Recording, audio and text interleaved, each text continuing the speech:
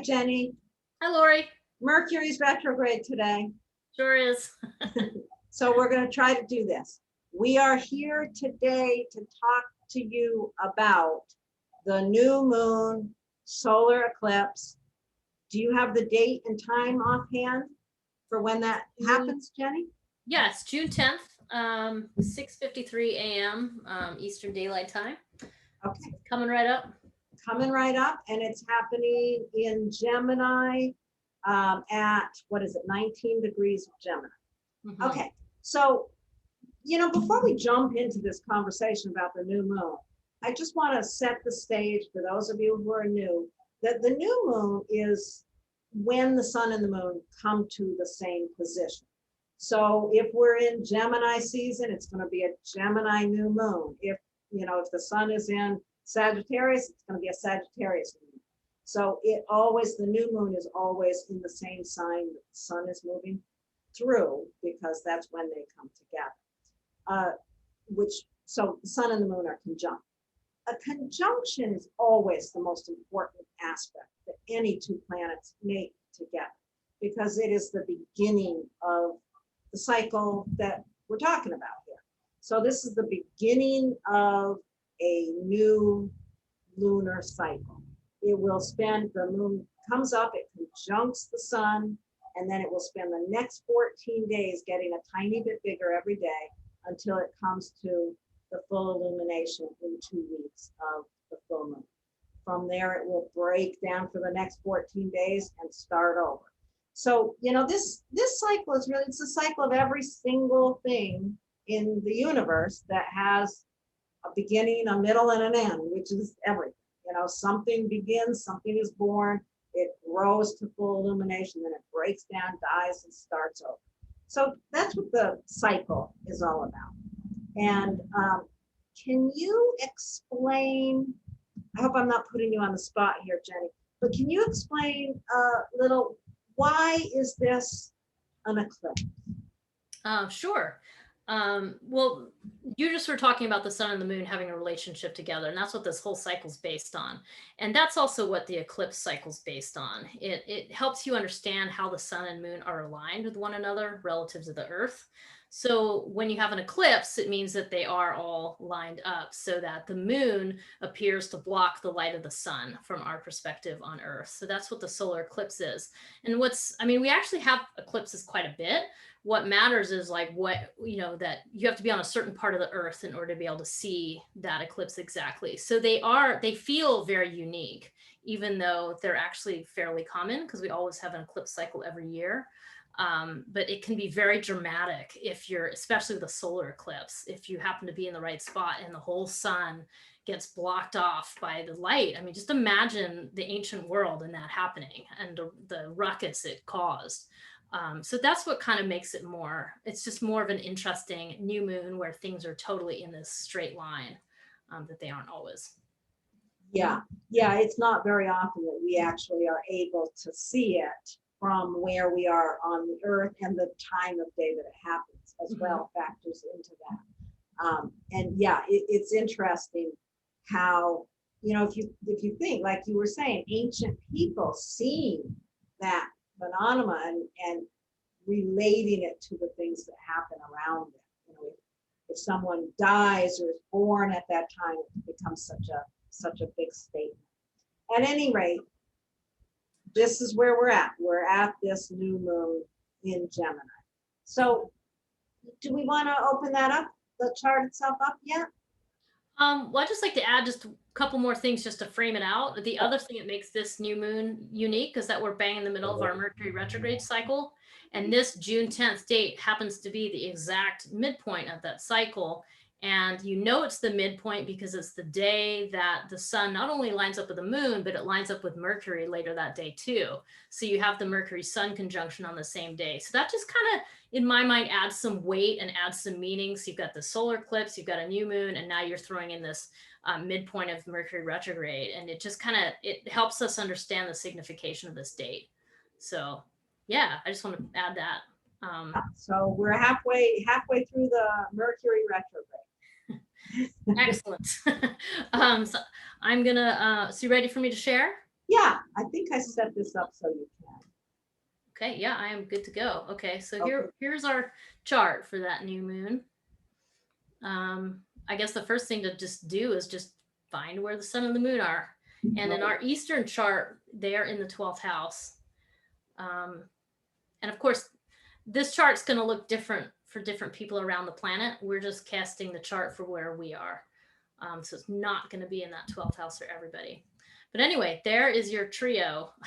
Right, yeah, you can't get a whole lot of space there. There's not a whole lot of space there between the conjunction of the sun and the moon and Mercury. Mm-hmm.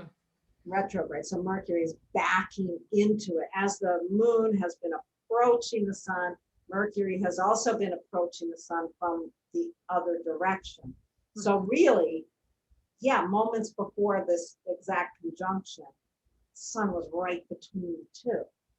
Huh. Mm-hmm. Yeah, and Mercury's moving backwards, of course, so it's actually later in the evening that it's going to conjunct the sun. But I like how you said that, how it's like Mercury's moving towards it. It's kind of both kind of right converging on the sun. Yeah. The other thing I just want to add, just for those of you learning astrology more, you also can see that the North Node is at 10 degrees. Near the significance of that North Node being near the sun and the moon just lets you know that we're an eclipse. That's how you see the eclipse in the chart. Because the node describes the relationship between the sun and the moon. So yeah, so that's something, you know, if you're studying astrology and learning it and you're looking at people's natal charts, that's how you can tell without an ephemeris that someone was born at an eclipse. Yeah. So what do you say? Should we talk about this Gemini, this massive Gemini focus? Yeah, let's talk about Gemini. And it is so interesting because with Mercury in the mix, and Mercury rules Gemini, that just makes the whole thing more impactful, more important to really consider what is Gemini about? Yeah, well, Gemini is all about communication. If you probably had to pick one key word, it might be that. It does other things. It transmits information. So it also needs to receive information. It needs to be able to listen and understand, you know, take the information, understand it, and then deliver it to the next, kind of moves it along. So it's usually very like chatty and exuberant. I think about this time of year, oftentimes it's like, hey, let's make summer plans, at least in the Northern Hemisphere. It's this, you know, let's make plans, let's do all these fun things. And it kind of keeps things quick and kind of superficial and chatty. And, you know, it's just moving really fast. That's the normal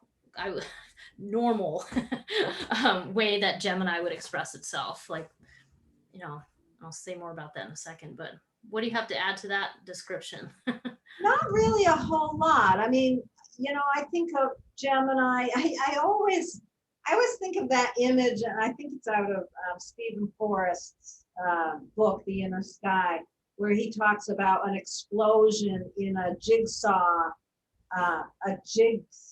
puzzle factory, and a pair of twins racing around trying to gather all the pieces. And I always think of that because I always think of Gemini. Gemini's purpose is to gather information.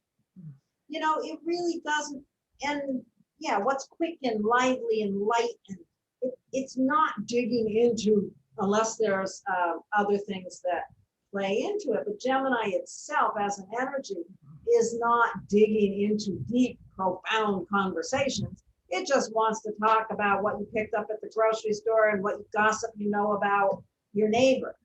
You know, it's a lot more, like you said, it's a lot more kind of superficial. Mm-hmm. Yeah. But it's like, it's meant to be quick and brisk. I like to think of like a little wind whipping along, or it's that kind of energy. And then as far as the archetypes, it's also the teacher, so the transmission of information, and the storyteller and the networker, among others. But that's just, so hopefully that kind of gets your head around what Gemini suggests. I would argue this chart suggests something, the sort of reversal of that Gemini energy. Which is interesting, but that's what we're thinking about, communication. So Communication and gathering of information, and then figuring out what to do with it. The communication is, once you've gathered it, what are you going to do with it? Mm-hmm. Well, what I was thinking was interesting about this chart. So we're talking about communication, but think about how much communication has changed in the last 5, 10 years, even the last 2 years. But we went from face to face, maybe on the telephone, basically that, maybe flying on a plane to go visit someone or something like that, to now there's like texting and screens and there's all of these other ways, these technologically advanced ways of communicating, and it's diversified how we communicate. And I think the question is, but do you think it has improved how we communicate? And I kind of feel like that's a little bit of what this chart is asking, is to kind of take a step back and ask questions like that. And That's like interesting. Yeah. With Mercury going backwards, it's like, yeah, it's going back to revisit, to understand how things are as they are. That's interesting to think about it. Yeah. Yeah, I mean, so when Mercury's retrograde, a good way to kind of use the energy is to, as I know, Laurie, you publish a great thing about Mercury retrograde, often about just taking a step back and like revisiting the things that you left undone and making a new plan to do those. And just, it's kind of that whole, review things and think about how you want to pick back up where you left off and get it completed in the Mercury retrograde period. Yeah, I think that's so important with the Mercury retrograde. And I see what you've highlighted there. Yeah, I just put Neptune in there. Neptune squaring those planets in Gemini. That's going to bring in a lack of clarity, which, Gemini itself is pretty clear. It's like sharp and clear, and it's just all about the activity of the mind. Neptune gets in there, and it kind of like things are not as they appear to be. Maybe it's highlighting the whole idea of all this technologically advanced forms of communication have a price that we hadn't factored in. Well, that's quite a thought. Yeah. Yeah, it certainly has this way of kind of adding a fog to the mix. It's like, suddenly a fog rolls in and you're not so sure. But I think part of this is describing in our society, we place a value on things being quick and productive and let's go, and this Neptune thing is like, whoa, slow down, and things aren't as clear as they seem, and let's get comfortable with fog, and let's get comfortable with this idea of like settling in and slowing down. I mean, it kind of is that, and it's because it's a square, it's definitely a challenge put to it. Like, that's what I think of. Yeah, I mean, a square requires some effort in that regard. So what would be the effort? It's kind of a complex little thing with Mercury going retrograde and then Neptune squaring. It's like, rethink it, but understand that you can't really see it clearly. You're not going to see things clearly with Neptune in the picture. Yeah, and right. And Mercury retrograde, the two combined are kind of a little tricky to manage. And yet we have, well, there's a few things. When you think about Neptune requiring us to take some effort with the square aspect, the requirement of an action or something that has to be done. You can think of some of the more positive sides of Neptune, of, developing compassion or, understanding the suffering of others. You can work on that level with this, or you can, work on the more negative side of that Neptune and just get frustrated with the whole process and go out and drink a bottle of whiskey. I don't know. Yeah. I mean, the other thing, so, I mean, Laurie just very nice, very eloquently like described what was going on. But the other thing to this mix is that considering the solar eclipse also brings in the idea that the light of the sun is being blocked out, and Mercury is bang in the middle of it because that's when its conjunction is. So it's kind of like this wipeout. It's kind of like this communication wipeout. When you add that layer, it's kind of these layers and layers, and you throw in that solar eclipse, and it just really just kind of changes this. It's almost like it goes from, hey, be chatty and playful, to the complete reverse, where it's like, actually shut everything down, shut your computer off, take a step back from technology, just shut it all down Yeah. and like retreat. Like, I like that. And I also, mhm. You said recently to me, we were talking about eclipses, and that, normally speaking, a new moon is that we think about the new seed to plant. We think about starting the new process, but with an eclipse, there's an awful lot about it that is more related to what you're letting go of before you start this new process. Oh yeah. So, what's being let go of as you're gathering this information that you can't really see clearly. Maybe it's letting go of our own expectations of clarity. I don't know. Yeah.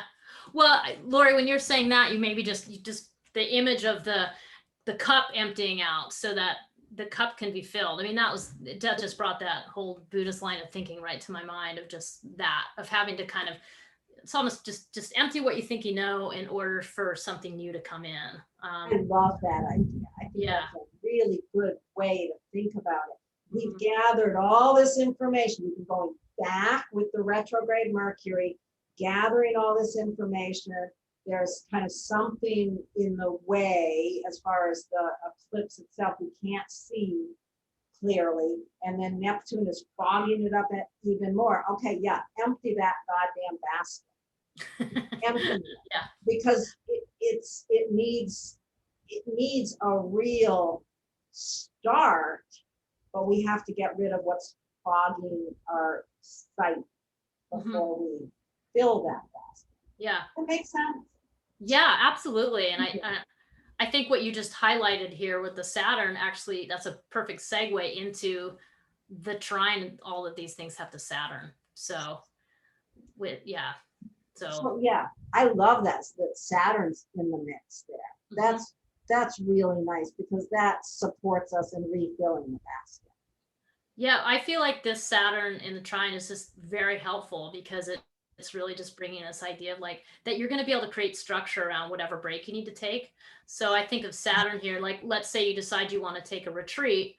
Saturn is what sort of lets you set it up, make the reservation, pay your money, blah, blah, blah. And then when you get there, you can let go of all that and just be at the retreat. And Saturn supported you in that. Yeah. So that's kind of what I was Saturn thinking. supported you in getting there. Neptune demanded you empty the basket, and then you're at the retreat and you can start filling it up and moving forward. Yeah. Yeah. That's good. Okay. All right. What about personal impacts, perhaps? I feel like we've covered a lot of the symbolism here pretty well. Personal impact.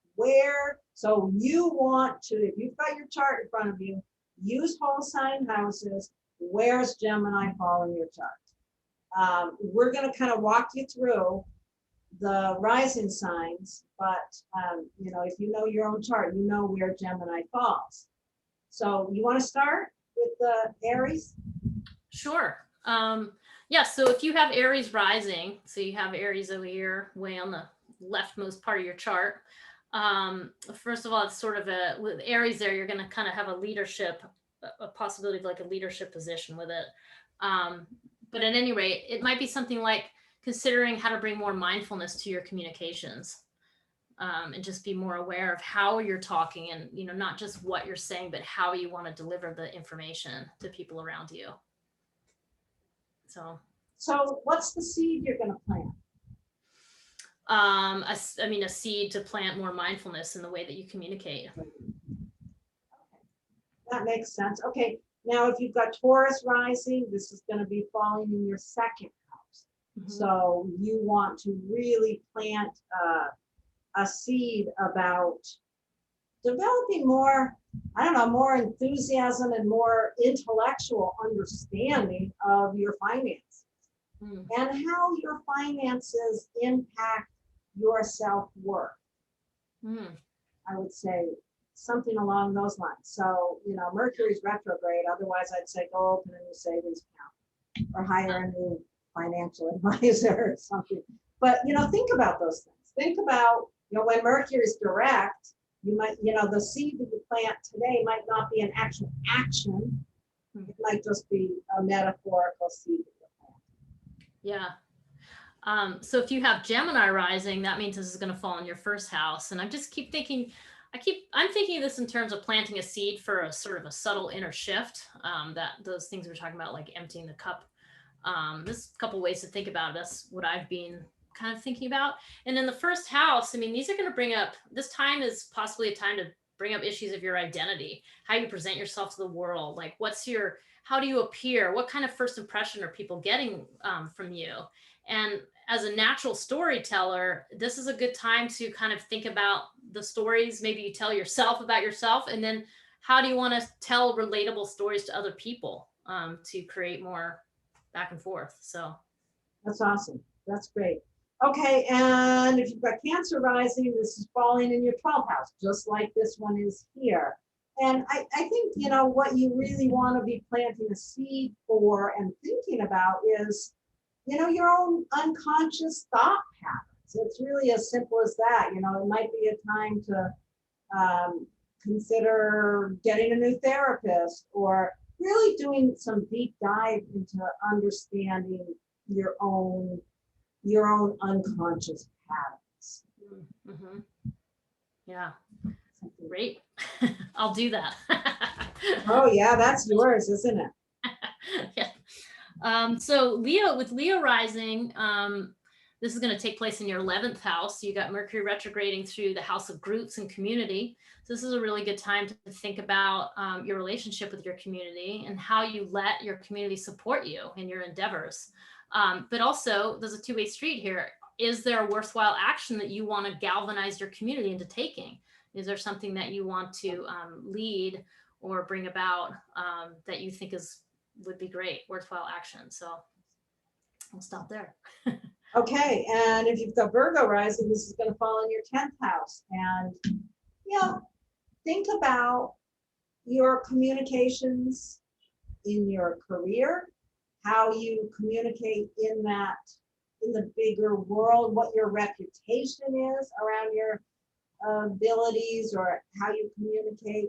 What do you want to, is there something about your career or your social expression that you need to think about restarting? Something in those. That's mine. So I got to think about my career. Yes. Well, so if you have Libra rising, that means that this Gemini is falling in your 9th house of your worldview, and things like secondary education and publishing and those kinds of out there things. Also, it's the house where astrology comes into play. But with Libra rising, you may well be a pretty natural diplomat. And so the 9th house is like, how do you bring a more kind of egalitarian vision into play? That's something to think about. Like, or what course of study do you want to undertake to share your more egalitarian vision for the world? Okay. And then the next one is, if you've got Scorpio rising, this new moon solar eclipse is falling in your 8th house. And the 8th house is really the deep issues that you have to grapple with in other people's values.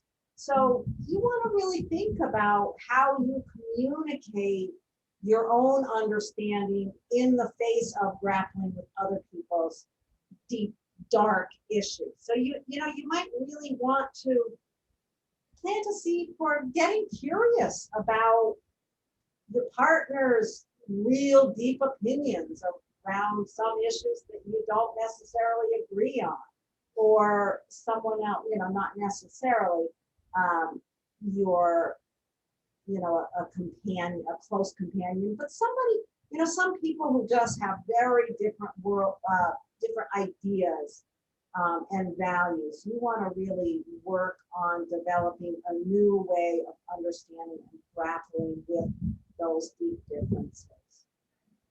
Nice. So if you have Sagittarius rising, this Gemini is going to be directly across in the 7th house and be impacting partnerships and your kind of relationship space. And so something to think about is like planting a seed to bring spaciousness and clear communication to your primary relationship. The other thing to think about the seventh house is it also brings in the idea of rivals. So this could be like that killer tennis match that you're having.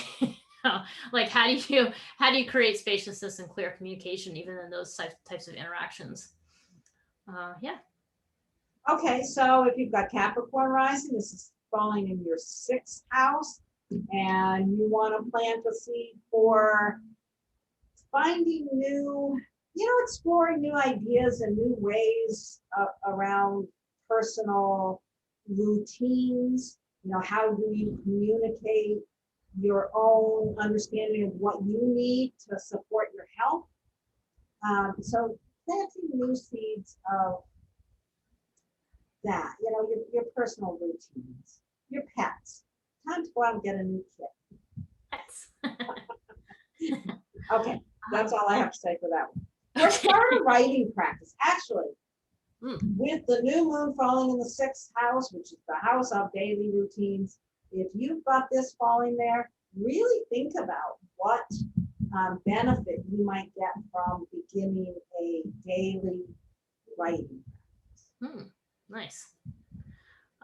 That's great. So with Aquarius, this is going to bring the Gemini into the 5th house. So the 5th house is the area of life that refers to creativity, risk taking, but also any children in your life and that kind of playful, generous, childlike behavior. And so this is an opportunity to bring intellectual gifts into that mix. So it's like being inventive, like thinking about a new game to play to engage people around you, or think about how you want to have a more thoughtful process around your creative works, essentially. So that's nice. Okay, and the last one is if you've got Pisces rising, this is falling in your 4th house. So you want to be thinking about new ways to communicate with your family, with your family members. That 4th house is about home and family. Yeah, you might need a whole new set of communication tools to deal with your children as they're getting older, or with a parent that may be ill that you need to care for. Something in the realm of home and family needs a rejuvenation of communication and bringing the mind to that process. Great. So that covers them all. It does. All right. All right. Anything else we need to talk about, or are we wrapping this up now? I think we're good. Just, let us know if you have any questions about any of this, and I'm going to stop sharing. I think we're good. Yeah. Okay, well, thank you, Jenny. We'll talk again in a few weeks for the next full moon. Great, thank you. All right, bye-bye.